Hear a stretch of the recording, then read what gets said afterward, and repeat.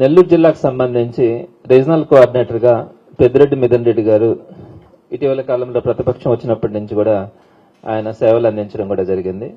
మరి అందరికీ తెలుసు, పెద్దిరెడ్డి మిథున్ రెడ్డి గారి మీద ఒక అక్రమంగా ఒక లిక్కర్ సంబంధించి లిక్కర్ కుంభకోణం అని పేరు పెట్టడం, దాంట్లో సీనియర్ పొలిటీషియన్స్ అందరినీ కూడా వైఎస్ఆర్సీపీకి పనిచేసిన వాళ్ళందరినీ కూడా ఆ కేసుల్లో ఇరికిచ్చి అక్రమంగా అరెస్ట్ చేయడం కూడా గమనిస్తా ఉన్నాం. అందులో భాగంగా మిథున్ రెడ్డి గారిని అక్రమంగా అరెస్ట్ చేసిన తర్వాత ఈ పార్టీ కార్యక్రమాలు కానీ ఇవన్నీ కూడా వైఎస్ఆర్సీపీలో రీజనల్ కోఆర్డినేటర్స్ ఆధ్వర్యంలో ఎక్కువగా జరుగుతాయి.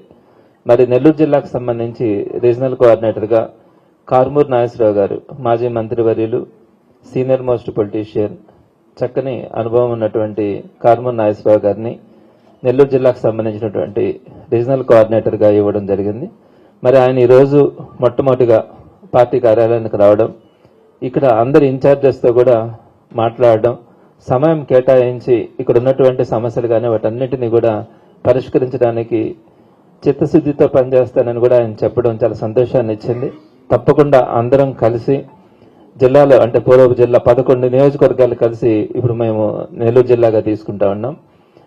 ఈ 11 నియోజకవర్గాలకు సంబంధించినటువంటి అందరం కూడా కలిసికట్టుగా ఉండడం కానీ ఎక్కడ ఏ సమస్య వచ్చినా కూడా అందరం కలిసి పనిచేసే విధంగా రీజనల్ కోఆర్డినేటర్ గారితో కూడా కలిసి, అదేవిధంగా పార్లమెంట్ అబ్జర్వర్ కూడా ఉన్నారు, వీరందరితో సమిష్టిగా పనిచేస్తామని కూడా తెలియజేస్తా ఉన్నాం. ఈ సందర్భంగా నేను మీ దృష్టికి ఒక 2 విషయాలు కూడా తీసుకుని వస్తా ఉన్నాను. ఒక బ్లాక్ డేస్ అనుకోవాలా ఆంధ్ర రాష్ట్రానికి కానీ, ప్రత్యేకంగా నెల్లూరు జిల్లా, ఆంధ్ర రాష్ట్రంలో కూడా అక్కడక్కడ చెదురుమదురు సంఘటనలు జరుగుతూ ఉంటాయి. కానీ నెల్లూరు జిల్లాలో ఎప్పుడు కూడా చూడాల అలాంటి సంస్కృతి ఈరోజు చూడాల్సి వస్తా ఉందని చెప్పి ఈరోజు సామాన్యుడు కూడా బాధపడతా ఉన్నారు. ప్రధానంగా కాకాని గోవర్ధన్ రెడ్డి గారితో ప్రారంభమైంది. కాకాని గోవర్ధన్ రెడ్డి గారి మీద అక్రమం కేసు పెట్టడం, సరే కేసు పెడితే పెట్టినారు, దాంట్లో మళ్ళీ ఎస్సీ ఎస్టీ సెక్షన్స్ తీసుకురావడం, అలానే జిలిటన్ స్టిక్స్ కి సంబంధించినటువంటి సెక్షన్స్ ని పెట్టడం. ఎందుకంటే నెలల కాలాల పాటు మనుషుల్ని లోపల కారాగారంలో వాళ్ళని నిర్బంధించాలన్న ఒక ఆలోచనతో ఈ విధంగా సెక్షన్స్ అన్ని పెట్టి సుమారుగా 2 నెలలు అవుతున్నా కూడా ఈ రోజుకి కూడా బయటకు వచ్చే పరిస్థితి లేకుండా చేసినారు. సో ఈ సంస్కృతిని అంతటితో ఆగుతున్నారా అంటే అది కూడా లేకుండా మిథున్ రెడ్డి గారి మీద కేసు పెట్టి ఆయన్ని నిర్బంధించడం, మన నెల్లూరు జిల్లా కోఆర్డినేటర్ రీజనల్ కోఆర్డినేటర్ గా ఉన్నటువంటి మిథున్ రెడ్డి గారి మీద, అలానే రామిరెడ్డి ప్రతాప్ రెడ్డి గారి గురించి కూడా ఆయన్ని ఏదో ఒక విధంగా ఇరికించాలా, ఆయన్ని కేసుల్లో పెట్టాలా, ఆయన్ని కూడా జైలుకి పంపించాలా అనే ఆలోచనతో ఎంత దుర్మార్గంగా ప్రవర్తిస్తా ఉన్నారంటే అక్కడ వాళ్ళు చేస్తున్నటువంటి అరాచకాలు కానీ అవన్నిటిని కూడా కప్పిపుచ్చుకునే క్రమంలో ఎదుటి వ్యక్తి గొంతు నొక్కాలా అని చెప్పి చేస్తున్నటువంటి ప్రయత్నం అత్యంత దుర్మార్గంగా కూడా ఉంది. వీటన్నిటికంటే మించి మాలో ఒక సీనియర్ మోస్ట్ లీడర్, పార్టీ పెట్టిన మొదటి రోజు నుంచి కూడా వైఎస్ఆర్సీపీ తరఫున మొట్టమొదటిగా పోటీ చేసినటువంటి వ్యక్తుల్లో ఒకరు నల్లపరెడ్డి ప్రసన్న కుమార్ రెడ్డి గారు. మరి ఆయనకి సంబంధించి ఆయన మీద ఒక అత్యంత జుగుప్సాకరంగా ఒక మాట మాట్లాడినప్పుడు ఆయన తిరిగి ఒక మాట మాట్లాడినారని చెప్పి, ఒకవేళ మీకు ఆ మాట నచ్చకపోతే మీరు కేసు పెట్టచ్చు కూడా, దానికి కూడా ఎవరు తప్పు పట్టట్లా. కానీ ఇంటి మీదకి 200 మంది దుర్మార్గంగా ఆ ఇంటి మీద పడి విధ్వంసం చేసినటువంటి సంఘటన మొత్తం జిల్లానే కాదు రాష్ట్రం అంతా కూడా నిర్ఘాంతపోయింది. మరి అట్లాంటి పరిస్థితుల్లో మేము కూడా కంప్లైంట్ ఇచ్చినాం. మా కంప్లైంట్ ఈ రోజుకి సుమారుగా 20 రోజులు కంప్లైంట్ ఇచ్చి కూడా ఈ రోజుకి ఒక సామాన్యుడిని నెల్లూరు జిల్లాలో ఎవరు అడిగినా కూడా ఆ వీడియోలు చూసి ఒక 20 మంది పేర్లు టకటకటక చెప్తారు. మరి అట్లాంటి పరిస్థితుల్లో పోలీస్ డిపార్ట్మెంట్ కానీ ఇంటెలిజెన్స్ డిపార్ట్మెంట్ కానీ ఇవన్నీ ఉండి 20 రోజుల తర్వాత కూడా గుర్తు తెలియని వ్యక్తులు ఆ ఇంటి మీద దాడి చేసినారని చెప్పి ఈ రోజుకి కూడా ఎఫ్ఐఆర్ ని ముందుకు తీసుకెళ్లిన పరిస్థితి ఉంది. ఈ క్రమంలో ప్రసన్న కుమార్ రెడ్డి గారు ఏదైతే మాట్లాడినారో ఆ మాటల మీద మాత్రం ఆయనకు నోటీస్ ఇస్తే ఈ రోజు ఆయన నోటీస్కి అటెండ్ కావడం, చెప్పిన టయానికి ఫస్ట్ నోటీస్ ప్రకారం ఆయన అటెండ్ కావడం కానీ 5 నిమిషాల ముందే హాజరు కావడం, వాళ్ళు అడిగినటువంటి ప్రశ్నలు అన్నిటికీ కూడా ఆయన సావధానంగా సమాధానం చెప్పి వెనక్కి తిరిగి రావడం కూడా జరిగింది. ఇలాంటి రోజుల్లో మనం ఉంటా ఉన్నాం. మరి ఇట్లాంటి పరిస్థితుల్లో జిల్లాలో ఉన్నటువంటి మిగిలిన అన్ని నియోజకవర్గాలలో కూడా సమస్యలు ఉన్నాయి. మరి అందరూ కూడా రాష్ట్రం అంతా కూడా అనుకుంటా ఉంది, ఎందుకు నెల్లూరు జిల్లాలో కూటమి నాయకులు ఈ విధంగా చేస్తూ ఉంటారు, సామాన్య ప్రజల గురించి మాట్లాడేటువంటి వైఎస్ఆర్సీపీ నాయకులు కార్యకర్తలని ఈ విధంగా గొంతు నిలిపే పరిస్థితుల్లో కానీ అత్యంత దుర్మార్గంగా ప్రవర్తిస్తున్నటువంటి తీరును కానీ ఈ రోజు రాష్ట్రం అంతా కూడా ఖండిస్తా ఉంది. ఇట్లాంటి పరిస్థితుల్లో జిల్లాలో ఉన్నటువంటి నాయకులు అందరం కానీ సమిష్టిగా పనిచేయాల్సిన అవసరం ఉంది. ఏదైతే కూటమి ప్రభుత్వం చేస్తున్నటువంటి ఈ అరాచకమైనటువంటి పరిపాలనకి ముగింపు పలికి ఈ జిల్లాకు గాని రాష్ట్రానికి గాని మంచి రోజులు తెప్పించే క్రమంలో చక్కగా వైఎస్ఆర్సీపీని ముందుకు తీసుకెళ్లే క్రమంలో తప్పకుండా రీజనల్ కోఆర్డినేటర్ గా వచ్చినటువంటి కారుమూరి నాగేశ్వరరావు గారితో కలిసి అందరం కూడా పనిచేస్తామని తెలియజేస్తూ మరొక్కసారి కారుమూరి నాగేశ్వరరావు గారికి హృదయపూర్వకంగా జిల్లా అంతా కూడా స్వాగతం పలుకుతా ఉన్నాం. ఇందాక మాటల్లో నేను ఇంకొకటి కూడా మర్చిపోయినాను. సీనియర్ మంత్రి అనిల్ కుమార్ యాదవ్ గారికి కూడా నోటీస్ ఇవ్వడం కానీ అలానే ఆయన్ని కూడా ఒక సంబంధం లేనటువంటి ఒక కేసులో ఆయన్ని ఎవరో ఒక కన్ఫెషన్ స్టేట్మెంట్ తీసుకుని ఆ కన్ఫెషన్ స్టేట్మెంట్ లో ఆయన ఇన్వాల్వ్ చేయడం, ఇవన్నీ కూడా చూస్తా ఉంటే ఎక్కడ ఎవరి మీద ఏం కేసు పెడతారు దానికి సంబంధం కూడా ఉండవల్ల ఎక్కడ ఎవరిని తీసుకెళ్లి పెడతారనేది అర్థం కావట్లా. సో తప్పకుండా ఒకటైతే తెలియజేస్తా ఉన్నాం, ఈ బెదిరింపులకి వీటికి భయపడే మనస్తత్వం అయితే వైఎస్ఆర్సీపీలో ఏ ఒక్క నాయకుడు కూడా లేదు. జగన్మోహన్ రెడ్డి గారు మాకు ఒకటే చెప్తారు, మీరు పోరాటంలో దిగినారు, ప్రతిపక్షం చేస్తున్నటువంటి అరాచకాలను ముందుకు తీసుకెళ్లడంలో మన వైఎస్ఆర్సీపీ పోరాడుతా ఉంది, ఎన్ని ఉన్నా కూడా మనం ముందుకెళ్లాలా అని చెప్పి జగన్మోహన్ రెడ్డి గారు మాకు ఆదేశిస్తా ఉన్నారు. సో తప్పకుండా వీళ్ళు ఎన్ని కేసులు పెట్టుకున్నా ఏం చేసినా కూడా ఈ రోజు వైఎస్ఆర్సీపీ కార్యకర్తల నాయకులు వాటికి సంబంధించి అందరూ కూడా ప్రిపేర్ అయిపోయినారు. వీళ్ళు ఖచ్చితంగా చేస్తారు, ఏ రోజైనా జరుగుతాయి, ఎటువంటి పరిస్థితుల్లో వాటికి భయపడాల్సిన అవసరం లేదని. తప్పకుండా కూడా ఏది జరిగినా ఏ నాయకుడికి జరిగినా కూడా పార్టీ అంతా కూడా కలిసికట్టుగా ఉంటుందని మాత్రం మీ ద్వారా అందరికీ కూడా తెలియజేస్తామని. ఈరోజు ఉమ్మడి నెల్లూరు జిల్లాకి నన్ను కోఆర్డినేటర్గా గౌరవ మాజీ ముఖ్యమంత్రి వర్యులు జగన్మోహన్ రెడ్డి గారు పంపించడం జరిగింది. 11 మంది నియోజకవర్గ ఇన్ఛార్జీలందరితోటి కూడా కలిసి మరి వర్కింగ్ ప్రెసిడెంట్గా ఉన్న చంద్రశేఖర్ రెడ్డి గారు అందరూతో కలిసి మాట్లాడటం జరిగింది. మరి ఇక్కడ నెల్లూరు జిల్లా అంటేనే పార్టీలకు అతీతంగా ఎక్కడ కలిసినా అందరూ కూడా సమిష్టిగా, అటు తెలుగుదేశం అయినా ఇటు వైఎస్ఆర్ అయినా కాంగ్రెస్ అయినా ఎక్కడ కలిసినా పలకరించుకుని అభిమానించుకునే జిల్లా ఇది. రాష్ట్రంలోనే నెల్లూరు జిల్లా అంటే ఒక ప్రత్యేకత ఉంది. అటువంటి జిల్లాలో ఇవాళ ఈ రకమైన మన కూటమి ప్రభుత్వం వచ్చిన తర్వాత ఏదైతే గోవర్ధన్ రెడ్డి గారు ఉన్నారో జడ్పీ చైర్మన్ చేశారు, నేను ఆయన ఒకేసారి. మరి ఆయన అందరినీ కలుపుకెళ్తూ ఈ జిల్లాని మంచిగా ముందుకు తీసుకెళ్తున్న టైంలో ఆయన మీద కూడా అక్రమ కేసులు పెట్టి మళ్లీ ఆయనకు బెయిల్ వచ్చే టైంకి పీటీ వారెంట్ వేసి మళ్లీ ఇది వేసి దుర్మార్గంగా ఆయన్ని లోపలించే కార్యక్రమం చేస్తున్నారు. అదే కాకుండా ఏదైతే ప్రసన్న కుమార్ రెడ్డి గారి మీద మరి అతని మీద కూడా దౌర్జన్యంగా ఇంటి మీదకి చాలా ఘోరంగా ఏదైతే రాజకీయాల్లో మాట్లాడుకునేటప్పుడు దాని మీద కూడా కౌంటర్ ఇచ్చుకునే అవకాశం ఉంటుంది, లేదంటే ఏదైనా కేసు పెట్టుకునే అవకాశం ఉంటుంది. కానీ ఇంటి మీద పడి 200 మంది దౌర్జన్యం చేయటం చాలా ఈ జిల్లాలో ఎప్పుడూ కూడా జరగలేనిది. ఇటువంటి జరిగే కారణం జరుగుతుందంటే ఈ కూటమిలో చాలా దౌర్భాగ్య పరిస్థితి అని చెప్పి సందర్భంగా తెలియజేస్తున్నాను. అలాగే మన అనిల్ గారు ఏదైతే ఉన్నారో అనిల్ కుమార్ యాదవ్, ఆయన మీద కూడా నోటీసు ఇవ్వటం జరిగిందని తెలిసింది. ఇది ఒక పందా ప్రకారం, ఒక పథకం ప్రకారంగా పెద్ద లీడర్స్ అందరినీ కూడా అణిచేయాలి, ఇచ్చేసేయాలని చూస్తున్నారు. ఇవన్నీ నేర్పుతున్నారు మీరు రొట్టెకు రొట్టె అన్నట్టు చెల్లించుకునే కార్యక్రమం చేస్తున్నారు. ఏ రకంగా చేయాలని కూడా చూస్తున్నారు. ఇది చాలా దుర్మార్గంగా వ్యవహరిస్తున్నారు. మా జిల్లాలో కూడా ఎప్పుడో 2002లో ఒక మంత్రి వచ్చారు. ఆ టిట్కో హౌసెస్ ఓపెనింగ్ లో చిన్నపాటి దాన్ని ఇప్పుడు కేసులు కూడా పెట్టి మన సిఐడికి ఇచ్చే కార్యక్రమం చేస్తున్నారంటే మాకు నేర్పుతున్నారు. రేపు ఇలా కూడా చేయొచ్చా, ఎన్ని సంవత్సరాల కేసులు అయినా సరే చేయొచ్చా అని చెప్పి. ఇవాళ మిథున్ రెడ్డి గారు ఉన్నారు. మిథున్ రెడ్డి గారు చాలా సౌమ్యుడు, పెద్ద మనిషి.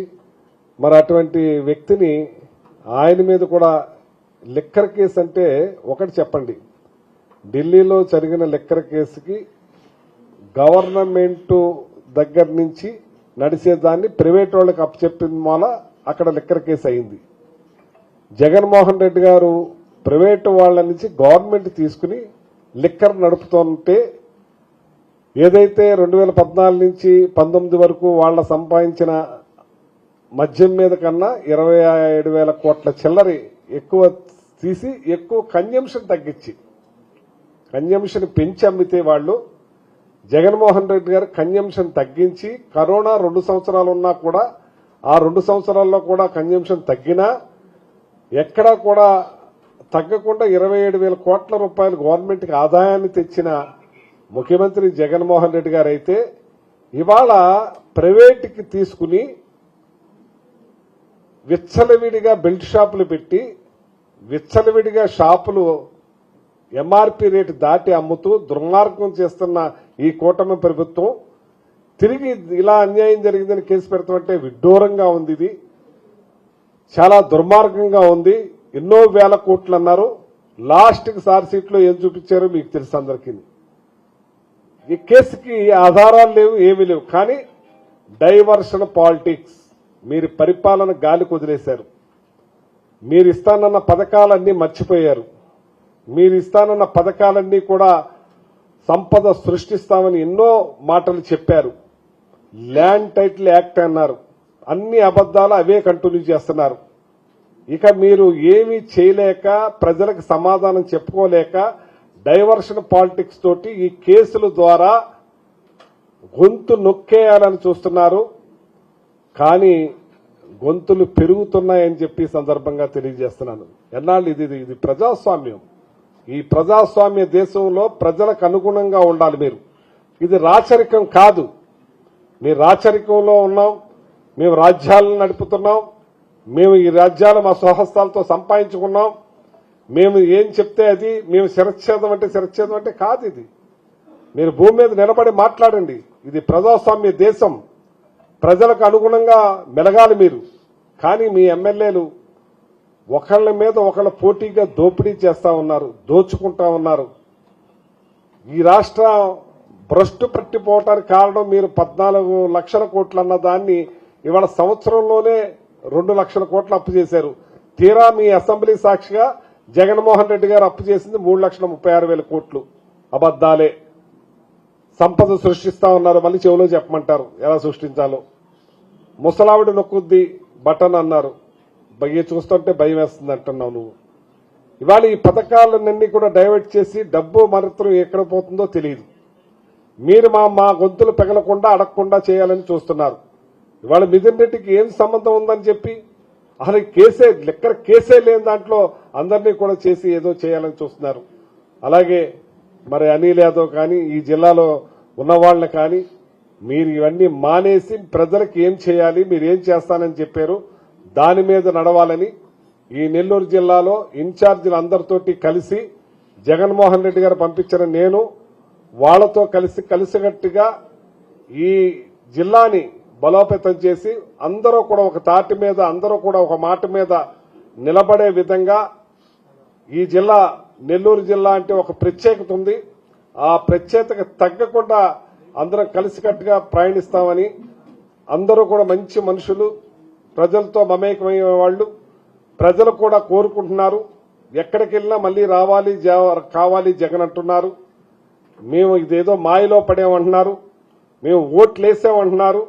ఈవీఎంలు దేశమంతా నడుస్తూ ఉంది. ఈవీఎంలు గొడవ ఎక్కడ చూసినా మరి 35,000 40,000 ఓట్లు ఎక్సెస్ వచ్చి పడిపోయినాయి. ఎలా పడినాయో తెలియవు.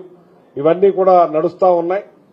ఈ టైంలో ఇవన్నింటినీ కూడా డైవర్ట్ చేసే పాలిటిక్స్ తోటి మీరు ఈ కేసులు పెట్టే కార్యక్రమం ఎక్కడైనా మానుకోపోతే ఒకేసారి రాష్ట్రం అంతా జైలు బరో అనే పరిస్థితికి వస్తుంది.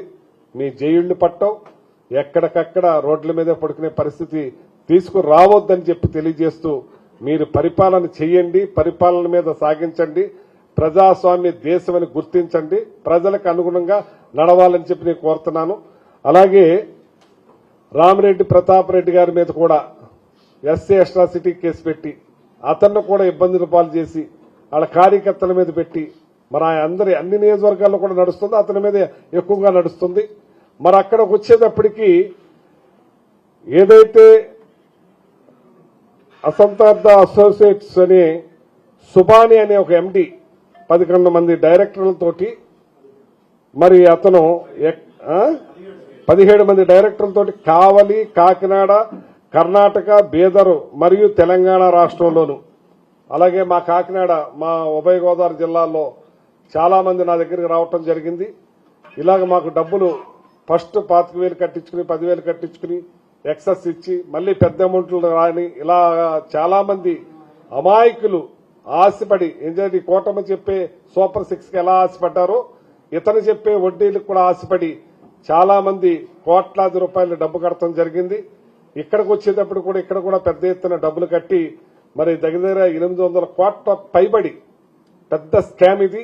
ఈ స్కామ్ ని ఆయన పట్టుకుని మరి ఇక్కడే ఈ కావల్లోనే దగ్గర 10 రోజులు మరి కోర్టుకి అప్పచెప్పకుండా మరి అక్కడెక్కడ తిప్పి దగ్గర 100 కోట్ల పైబడే మరి అతని దగ్గర వసూలు చేసినట్టుగా ఆధారాలు తెలుస్తున్నాయి. మరి దాని మీద ఎంక్వైరీ చేసి దీన్ని సిబిఐకి అప్పచెప్పాలి. ఇక్కడ చాలా మంది అల్లాడిపోతా ఉన్నారు. నేను వీడియోలో చూశాను, టీవీలో చూశాను. చిన్న చిన్న ఫ్యామిలీలు, ఆఖరికి పోలీస్ డిపార్ట్మెంట్ లో పనిచేసే వాళ్ళు కూడా పాపం చాలా మంది ఇందులో డబ్బు కట్టున్నారు. రెవెన్యూ డిపార్ట్మెంట్ లో కూడా చాలా మంది డబ్బు కట్టున్నారు. అలాగే ఎంప్లాయీస్, టీచర్స్ అందరూ కూడా దాచుకున్న డబ్బులు అన్ని కూడా నమ్మాయి. వీళ్ళు మనకి డబ్బు ఎక్కువ వస్తుందని ఎవరికైనా ఆశే కదా, వాళ్ళందరూ ఆశపడి అన్ని చేస్తే ఇవాళ దగ్గర 800 పైబడి కోట్ల రూపాయలు మరి జరిగితే తర్వాత 10 రోజుల తర్వాత ఆయన అరెస్ట్ చేయటం, తర్వాత మళ్లీ ఆయన్ని తెలంగాణకి పోలీసులకు అప్పచెప్పడం జరిగింది. మరి ఈ రికవరీ అయిన జబ్బు ఏంటి, ఈ రికవరీ ఏం జరిగింది, ఈ ప్రజలకు ఎలా చేస్తారని మీరు ఏదైనా చేయలేకపోతే ఈ ప్రభుత్వం వెంటనే దీని మీద సిబిఐకి మరి అప్పచెప్పాలని చెప్పి డిమాండ్ చేస్తా ఉన్నాను. ఇంచేదంటే ఇందులో వేలాది మంది నష్టపోయే పరిస్థితి అయింది, నష్టపోయారు. ఆ నష్టాన్ని ఆ ప్రజలకి కాపాడే విధంగా సిబిఐ ఎంక్వైరీ చేసి దీంట్లో ఎవరైతే దోషులు ఉన్నారో వాళ్ళందరినీ కూడా శిక్షించాలి, రికవరీ చేసి ఆ డబ్బు ఆ పాపం ఆ ఎంప్లాయీస్ ఎవరైతే పోలీసులో ఉన్న సామాన్య ఎంప్లాయీస్ కానీ, రెవెన్యూ ఎంప్లాయీస్ కానీ, టీచర్స్ కానీ, పేద ప్రజలకు కానీ వాళ్ళకి న్యాయం చేయవలసిందిగా ఈ ప్రభుత్వాన్ని డిమాండ్ చేస్తున్నాను. సిబిఐకి అప్పచెప్పాలని చెప్పి కోరుతా ఉన్నాను.